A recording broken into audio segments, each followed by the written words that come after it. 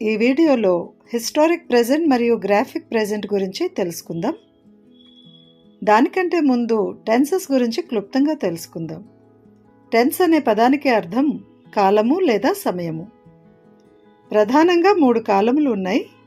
అవి వర్తమాన కాలము అంటే ప్రెజెంట్ టెన్స్, భూతకాలము పాస్ట్ టెన్స్, భవిష్యత్ కాలము ఫ్యూచర్ టెన్స్. ప్రతి కాలంలోనూ సింపుల్, కంటిన్యూస్, పర్ఫెక్ట్ కంటిన్యూస్ ఇలా ప్రతి దానిలో 4 రకాలు చూడవచ్చు. మొత్తంగా టెన్సెస్ 12 ఉన్నాయి. అందులో మొదటిది simple present tense. Simple present tense అనేది నిత్యము జరిగే పనులకు, అలవాటుగా చేసే పనులకు, వాస్తవాలకు మరియు సాధారణ సత్యాలను వివరించడానికి ఉపయోగపడుతుంది. అలాగే ఇష్ట అయిష్టాలకు, భవిష్యత్తు ప్రణాళికలకు, వార్తలకు, సంస్కృతి సాంప్రదాయాలకు ఉపయోగిస్తారు. ఇప్పుడు అసలు విషయానికి వస్తే హిస్టారిక్ ప్రెజెంట్ అలాగే గ్రాఫిక్ ప్రెజెంట్ గురించి తెలుసుకుందాం.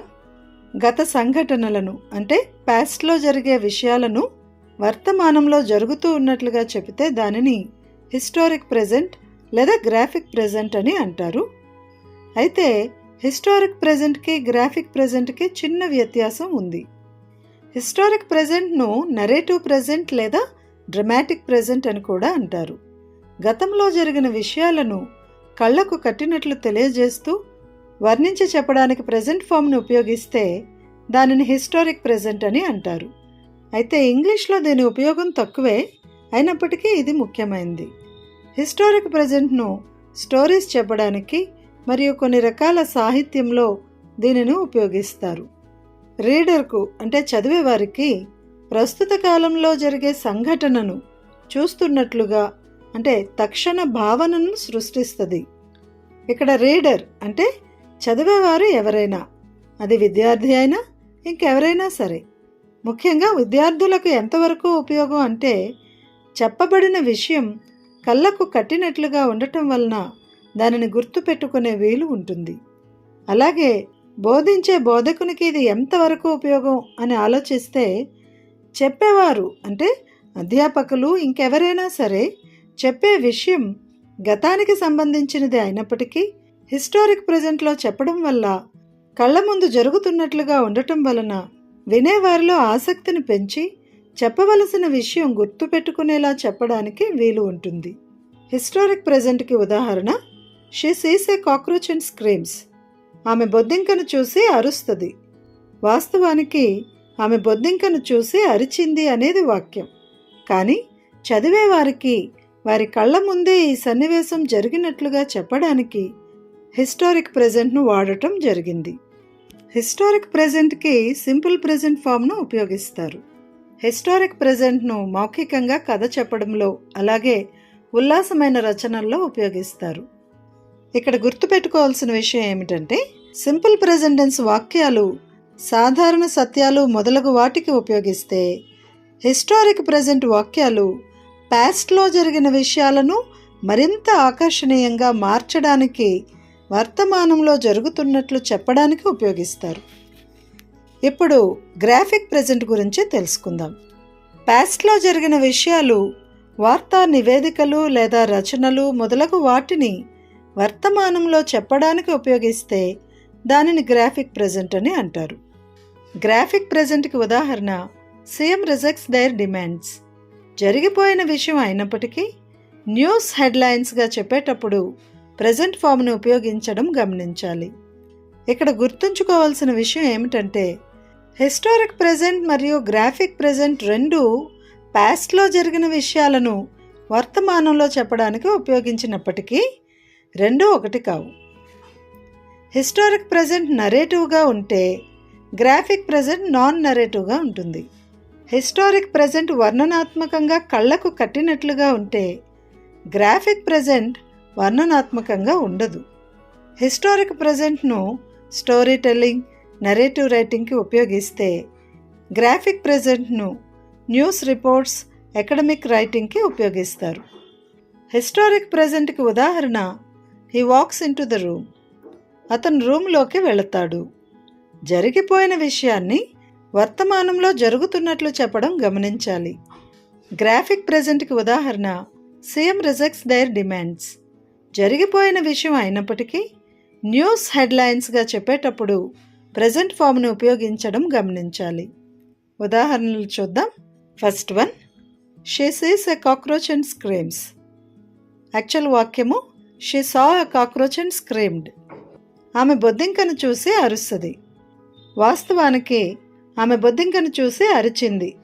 ప్రస్తుతంలో జరుగుతున్నట్లు చెప్పడానికి ప్రెజెంట్ ఫామ్ను ఉపయోగించడం వలన ఇది హిస్టారిక్ ప్రెజెంట్ అయింది. Second one, CM rejects their demands. Actual వాక్యం సీఎం రిజెక్టెడ్ దేర్ డిమాండ్స్. ముఖ్యమంత్రి వారి డిమాండ్లను తిరస్కరించారు. నరేటివ్గా లేదు, కానీ ప్రెజెంట్ ఫామ్ని ఉపయోగించడం వలన ఇది గ్రాఫిక్ ప్రెజెంట్ అయింది. Third one, he walks into the room. Actual sentence he walked into the room. అతను గదిలోనికి నడుస్తాడు. అతడు గదిలోకి నడిచాడు అనే వాక్యాన్ని ప్రస్తుతంలో జరుగుతున్నట్లు వర్ణించి చెప్పడానికి ప్రెజెంట్ ఫామ్ ఉపయోగించడం వలన ఇది హిస్టారిక్ ప్రెజెంట్ అయింది. Fourth one, the lady walks into the room and sees a shadow. ఆ స్త్రీ గదిలోకి నడుస్తూ నీడను చూస్తుంది. ఇది కూడా వర్ణనతో కూడినదే, కనుక ఇది హిస్టారిక్ ప్రెజెంట్ అని గ్రహించాలి. ఇలాగే మిగిలినవి కూడా గమనిద్దాం. Fifth one, the women walks slowly. The women walked slowly అనేది యాక్చువల్ వాక్యం. ఆ స్త్రీ నెమ్మదిగా నడుస్తోంది. ఇది వర్ణనతో కూడి ఉంది. Sixth one, the king declares war on his neighbour. Actual sentence ఏంటి అంటే the king declared war on his neighbour. రాజు తన పొరుగు రాజ్యంపై యుద్ధం ప్రకటిస్తాడు. ఇది కూడా వర్ణనతో కూడి ఉంది. Seventh one, the king comes for peace treaty. Actual sentence the king came for peace treaty. రాజు శాంతి ఒప్పందం కోసం వస్తాడు. ఇది కూడా వర్ణనతో కూడి ఉంది. The scientist discovers a new element. Actual sentence the scientist discovered a new element. ఆ శాస్త్రవేత్త కొత్త మూలకాన్ని కనుగొన్నాడు. ఇక్కడ వర్ణన కనిపించడం లేదు. ఇది గ్రాఫిక్ ప్రెజెంట్ అని గ్రహించాలి. ఇది ఒక వార్తగా చెప్పబడుతుంది. Ninth one, Reena follows him. Reena followed him అనేది యాక్చువల్ సెంటెన్స్. రీనా అతనిని అనుసరిస్తుంది. ఇది కూడా వర్ణనతో కూడి ఉంది.